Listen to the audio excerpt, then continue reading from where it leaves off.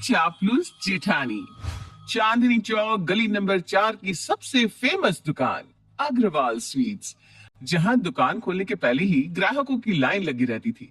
और सबसे खास बात तो ये थी कि ये चांदनी चौक की एकमात्र ऐसी दुकान थी जिससे कोई आदमी नहीं, औरत चला रही थी।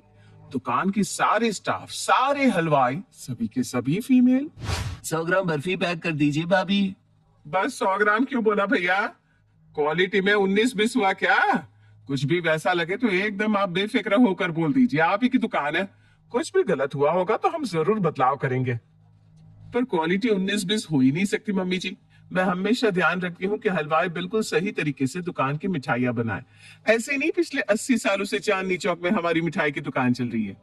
तुम बात तो ठीक कह रही हो बेटा, अग्रवाल स्वीट्स की क्वालिटी में 19-20 तो अभी हो ही नहीं सकता।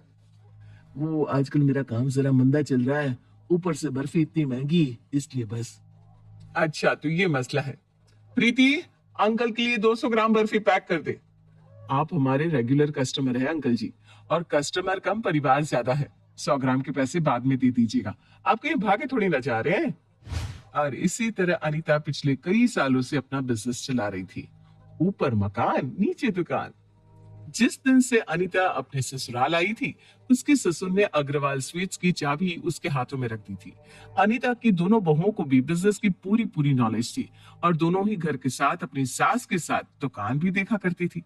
पर गल्ले में आज तक अनीता के अलावा ना कोई बैठा, ना ही किसी को बैठने की इजाजत थी। अनीता और प्रिया दुकान संभाल रही थी, तभी पूजा नाश्ते की प्लेट लेकर दुकान पर आती है। आप दोनों नाश्ता कर लीजिए, 11 बजने को आए, तब तक मैं हूँ दुकान पर। कितना ध्यान रखती है तू मेरा। मेरा क्या, हम सभी का। तभी अनीता का फोन बजता है, और उसके फोन पर उसके भाई का कॉल आता है। दीदी आपको तो पता ही है, मेरी बहू का 8वां महीना चल रहा है, घर में कोई और औरत भी नहीं है, कैसे सब कुछ होगा? और पहला बच्चा है। डॉक्टर ने खास नसीहत दी है बहू की देखभाल करने की। ऐसे तो आपके भतीजे ने एक नर्स रखी है, पर घर वालों की बात अलग होती है ना दीदी। हाँ, ये तो बड़ी दिक्कत वाली बात हो गई विनोद। बेचारी प्रीति अकेले सब कुछ कैसे मैनेज करेगी? एक तो पहले इतने कॉम्प्लिकेशंस के बाद बात यहाँ तक पहुंची है। तू टेंशन मत ले विनोद, भाभी नहीं तो क्या हुआ, तेरी बहन तो है।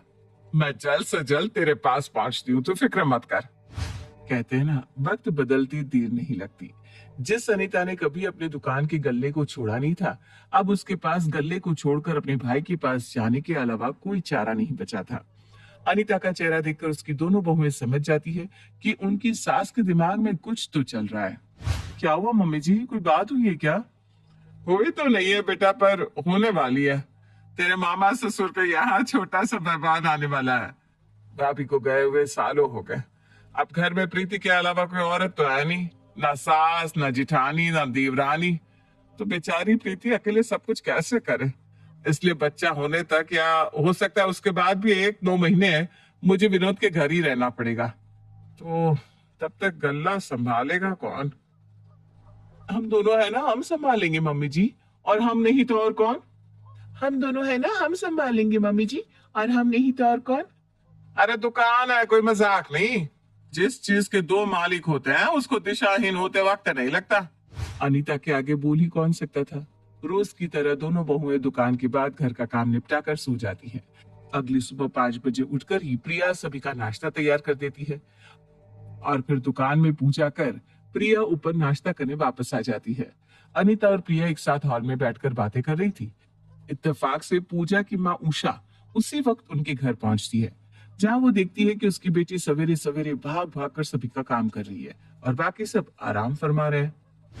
अरे बैठ भी जा बेटा, सब तो अकेले ही कर लेगी क्या?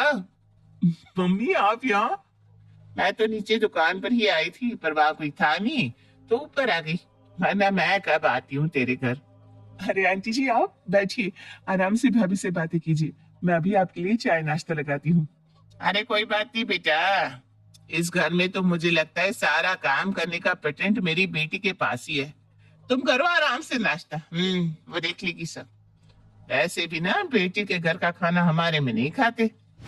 पूजा सभी को नाश्ता देती है, जिसे खाकर अनीता और प्रिया दुकान पर चली जाती है। इसी तरह कुछ घंटे और बीत जाते हैं, और दोपहर का वक्त हो जाता है, और सभी खाने के लिए ऊपर आते हैं। भाभी एक और रोटी खिला दो ना, कहना पड़ेगा, आज सब्जी ना बहुत मस्त बनी है।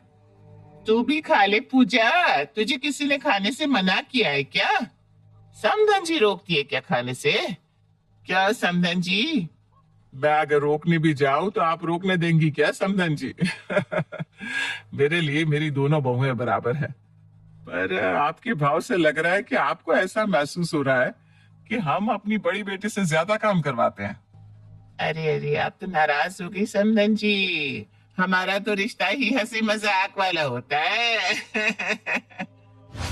ये तो उषा ने बस बात कवर करने को कह दिया था, पर असल में तो उसने मन ही मन प्रिया के लिए खटाश अपने मन में पाल लिया था। कुछ देर बाद जैसे ही सब खाना खाने से उठते हैं, तुम बर्तन देख लो प्रिया, मैं दुकान चली जाती हूँ। पर आप दुकान जाएंगी तो फिर आंटी जी का अकेले मन कैसे लगेगा भाभी? काम के साथ रिश्ते भी संभालने पड़ते हैं। आप चिंता मत कीजिए, दुकान आज मैं देख लूंगी। ये कहकर प्रिया दुकान चली जाती है। तुझे कुछ दिख नहीं रहा या देखना नहीं चाहती है? मेरी तो समझ में नहीं आ रहा। क्या देखना है मम्मी? खाने में मक्खी थी क्या? यही तो तुम भूली रह गई बेटा। दिन भर कभी किसी को नाश्ता परोसती रहती हो, कभी किसी को खाना। इस तरह तुम्हारा पूरा जीवन रसोई में ही कट जाएगा और तुम्हारी देवरानी दुकान का गल्ला साफ कर लेगी। अरे नहीं मम्मी, वो तो तुम आई थी ना इसलिए। मुझे कुछ नहीं सुनना बेटा। क्या मैं समझती नहीं तेरी देवरानी की चाल? आज खाने के वक्त तेरी सास बाहर गांव जाने की बात कर रही थी। देख, यही समय है अपनी सास की चापलूसी शुरू कर दी, और ऐसे ही तूने अगर उनका दिल जीत लिया ना तो गल्ला तेरा। और एक बार दुकान किसी के हाथ में आ जाती है तो वो छोड़ना थोड़ी ना है। उसके बाद क्या, रसोई संभालने के लिए नौकर रख लेना, नहीं तो तेरी देवरानी तो है ही। और अपनी बेटी को ये सलाह देकर उषा अपने घर वापस लौट जाती है। उसके बाद क्या था, पूजा तो एक बार में ही पूरी तरह बदल जाती है। रात के खाने के वक्त टिंडे? टिंडे कौन खाएगा? ये क्या बनाया है खाने में भाभी आपने? एक तो फैक्ट्री में दिमाग खराब करके आओ, और खाने में मिलते क्या है? टिंडे। मैंने तो भाभी को मना ही किया था टिंडा बनाने से, पर पता नहीं आज तो उन्होंने जिद कर डाली कि खाने में टिंडे ही बनेंगे। मुझे लगा शायद उनका मन होगा। और अपनी सास की कुर्सी के पीछे खड़ी होकर पूजा कहती है, अब तो घर पर टिंडे ही बनेंगे, क्योंकि मम्मी जी को टिंडे बहुत पसंद है। क्या मम्मी जी? अरे बहू, तुझे याद था कि मुझे टिंडे कितने पसंद है? कितने साल हो गए मुझे टिंडे खाए। ना कोई बनाता था और ना ही मुझे टिंडे के लिए कोई पूछता था। आज तो खाने का मजा ही आ जाएगा। अनीता के सिवाय पूरे घर पर किसी को भी टिंडे पसंद नहीं थे, इसलिए रात का खाना अनीता के अलावा और कोई खा ही नहीं पा रहा था। मैं अचार ले आती हूँ पापा जी, हम ना अचार के साथ खा लेंगे। आज पूजा ने पहली बार सिर्फ और सिर्फ अपनी सास के ही पसंद का खाना बनाया था। अपनी सास का खाना खत्म होने तक पूजा वहीं उनके साथ खड़ी रहती है, और जैसे ही खाना खत्म कर अनीता अपना प्लेट उठाने लगती है। अब रहने दीजिए मम्मी जी, मैं हूं ना, मैं उठा देती हूँ प्लेट। आप निश्चिंत होकर कमरे में जाइए और आराम कीजिए। सुबह से काम कर करके थक गई होंगी आप। और इस तरह पूजा अपनी माँ की कही मानकर अपनी सास की चापलूसी करना शुरू कर देती है। रात को रसोई में छिपकर पूजा अपनी माँ को फोन करती है। हेलो मम्मी, आपके कहने पर मैंने मम्मी जी की पसंद का खाना तो बना दिया, जिससे वो तो बहुत खुश हो गई, पर बाकी सब ना भूखे ही रह गए। पापा जी ने तो बस एक ही रोटी खाई। अरे तो तू ऐसा कर किसी के साथ बुरा थोड़ी ना कर रही है बेटा। और मान ले आज तूने खाने में एक ही सब्जी बनाई, तो तेरी देवरानी भी तो एक अलग सब्जी बना सकती थी बाकी सब लोगों के लिए, पर नहीं किया ना उसने ऐसा। अरे हाँ, ये तो मैंने सोचा ही नहीं मम्मी। इसका मतलब है अब तक सभी का टेंशन बस मैं ही ले रही थी। वाह प्रिया वाह, कितनी मतलबी निकली तो। वही तो तुझे समझाना चाह रही हूँ बेटा। इसी तरह तू बस अपनी सास को खुश करने पर ध्यान दे, और सास खुश तो ससुर तो अपने आप खुश रहेंगे। अगली सुबह जैसे ही अनीता उठकर अपने कमरे से बाहर आती है, सारा काम छोड़कर पूजा उसी के आगे पीछे करना शुरू कर देती है। अब फिर से 4 बजे उठ गई मम्मी जी, कितना काम करेंगे आप, आराम कीजिए ना।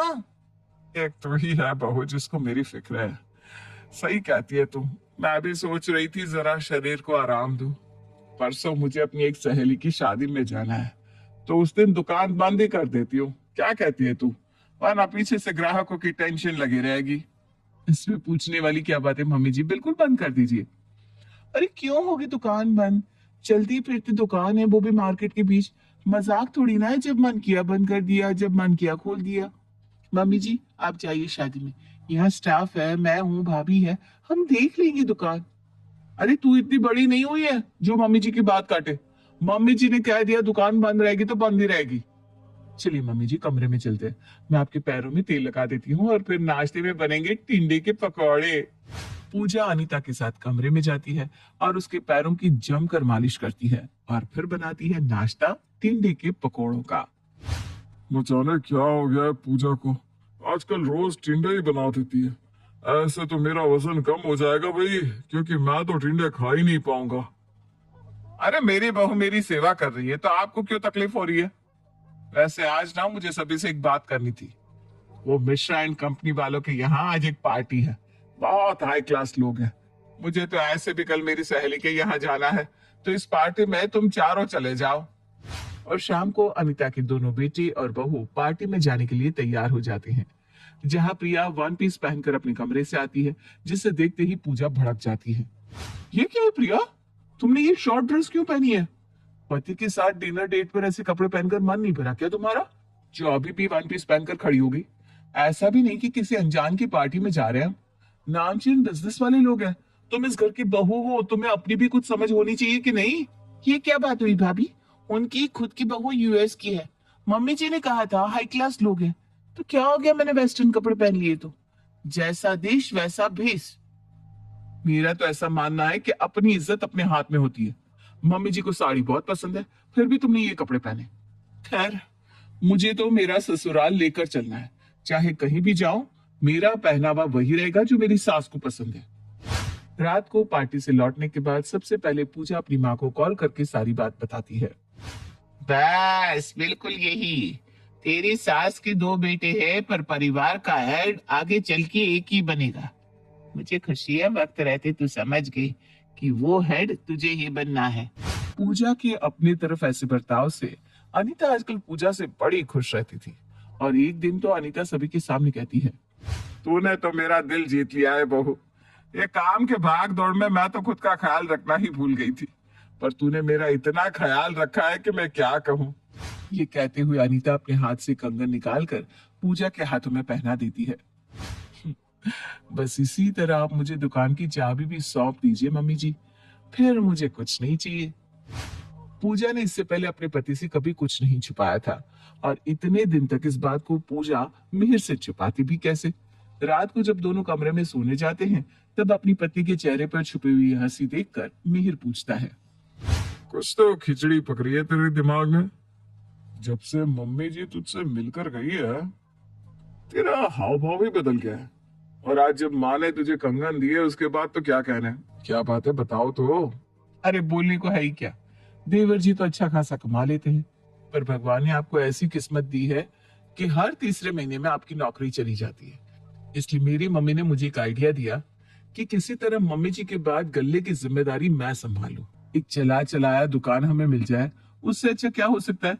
इसलिए मैं पूरी कोशिश में लग गई कि मम्मी जी का दिल जीत लूं, और देखिए नतीजा सामने है। कल मम्मी जी मामा जी के घर जाने वाली है, बस कल सुबह का इंतजार है। किसी तरह वो चाबी मेरे हाथों में रख दे, फिर बात बनेगी। फिर हमें पैसों के बारे में कभी सोचना ही नहीं पड़ेगा। तुम्हारा इरादा तो सही है, पर ये तरीका मुझे समझ में नहीं आ रहा। बाकी अब कल देखते हैं क्या होता है। और अगली सुबह वही सुबह थी जिसका सभी को बेसब्री से इंतजार था। अपना सारा सामान पैक अनीता घर के हॉल में आकर बैठ जाती है। मैं जाकर ओला बुक कर लेता हूँ मम्मी। अरे 5 मिनट रुक जाओ, पहले मैं गल्ले की जिम्मेदारी अपनी दोनों बहुओं में से एक बहू को सौंप दूं, फिर तुम जाना। तूने मेरा इतना ख्याल रखा है पूजा बहू कि मैं। और जैसे ही अनीता ये कहती है, पूजा फौरन अपना हाथ आगे बढ़ा देती है। मुझे पता था मम्मी जी आप गल्ले की चाबी मुझे ही देंगी। देख लिया, मेरी माँ का नुस्खा आखिर काम आ ही गया ना। पर यहाँ बात तो मेरे ख्याल रखने की थी ही नहीं। मुझे अपनी दुकान के लिए एक ऐसा इंसान चाहिए था जिसकी खुद की एक सोच हो, वो सही गलत समझता हो, ताकि कोई ऐसा जो हर वक्त किसी तीसरे की बातों में आकर मेरी चापलूसी करे। तू तो मेरी चापलूसी में इतना खो गई बहू कि मेरी गलत बात को भी सही कहने लगी, और उस वक्त प्रिया ने मेरी या किसी की ना सोचकर सही का साथ दिया। इसलिए मैं गल्ले की चाबी अपनी छोटी बहू प्रिया को सौंप कर जाती हूँ। मेरी तो सारी मेहनत बेकार हो गई मम्मी जी। हो तो गई बहू, पर तूने इससे एक सीख भी तो ली कि हर बार दूसरे के बहकावे में आकर काम करने का कोई फायदा नहीं होता। अपनी माँ की ना सुनकर तू उसी तरह रहती जिस तरह तू वाकई में है, तो ये चाबी शायद मैं तुझे ही देती, क्योंकि सब चीज को एक साथ संभालना तू जानती है।